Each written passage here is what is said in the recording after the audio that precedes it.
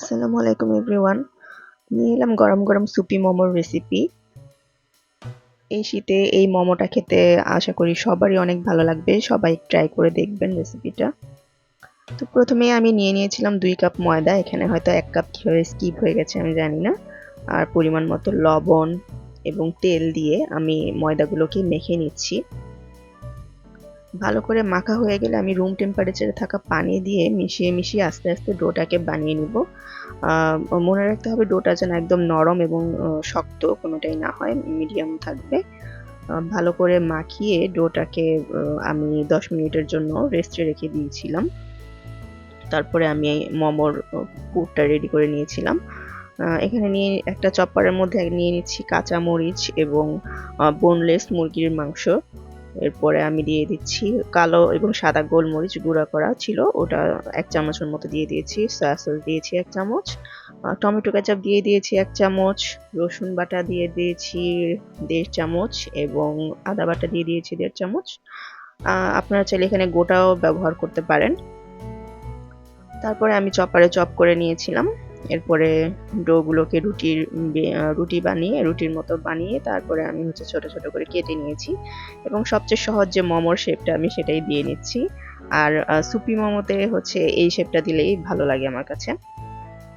তারপরে একটা প্যানে তেল এবং বাটার নিয়ে প্রথমে ভেজে নিয়েছি কতক্ষণ। তারপরে 1.5 চামচ রসুন বাটা এবং আদা বাটা দিয়ে নিয়েছি। আপনারা চাইলে এখানে ছোট ছোট করে কেটেও ব্যবহার করতে পারেন।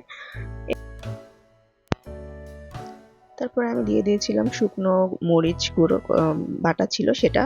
আপনারা এখানে গুঁড়োটাও ব্যবহার করতে পারেন। তারপরে দিয়ে দিয়েছিলাম সাদা তিল।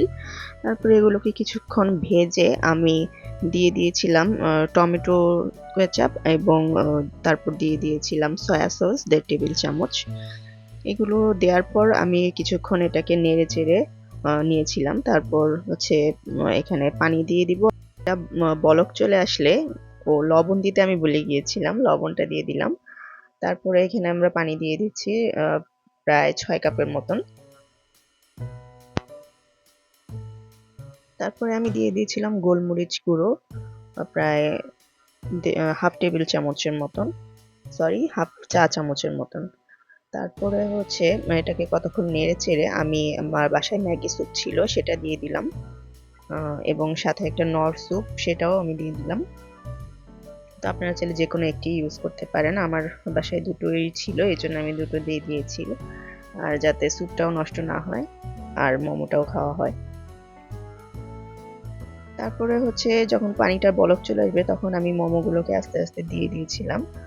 আর এটা এ পর্যায়ে চুলার আঁচটা আপনারা বাড়িয়ে রাখবেন, কেননা না হলে একটার সাথে একটা লেগে যেতে পারে। তারপর আমি কয়েকটা কাঁচামরিচ মাঝখান দিয়ে ভেঙে দিয়ে দিয়েছিলাম। আপনারা চাইলে কুচি কুচি করেও দিতে পারেন।